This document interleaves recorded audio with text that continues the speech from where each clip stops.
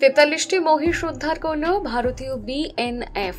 গ্রেপ্তার 4। মঙ্গলবার গভীর রাতে ফুলবাড়ি টোল গেট এলাকায় মহিষ ভর্তি কন্টেনার গাড়িটিকে আটক করে ভারতীয় সীমান্তরক্ষী বাহিনী। গাড়ির ভেতর তল্লাশি চালাতে বেরিয়ে আসে এক এক করে মোট 43টি মহিষ। এই ঘটনায় 4 জনকে গ্রেপ্তার করেছে ভারতীয় বিএসএফ জওয়ানরা। জানা গেছে, বিহার থেকে ফুলবাড়ি হয়ে আসামের দিকে যাচ্ছিল মহিষ বোঝাই কন্টেনারটি। এরপর নিয়ম মেনে মহিষ বোঝাই ট্রাক সহ অভিযুক্তদের শিলিগুড়ি মেট্রোপলিটন পুলিশের নিউ জলপাইগুড়ি থানার পুলিশের হাতে তুলে দেয় বিএসএফ।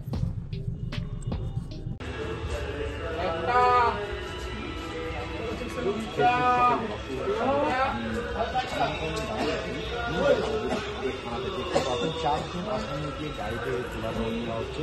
এই চারজন আসামিকে ফুলবাড়ি এলাকা থেকে 43টা গরু মহিষ সমেত 4 জনকে আটক করে বিএসএফ। ফুলবাড়ি বিএসএফ ওই 4 জনকে আটক করে নিউ জলপাইগুড়ি থানার পুলিশের হাতে তুলে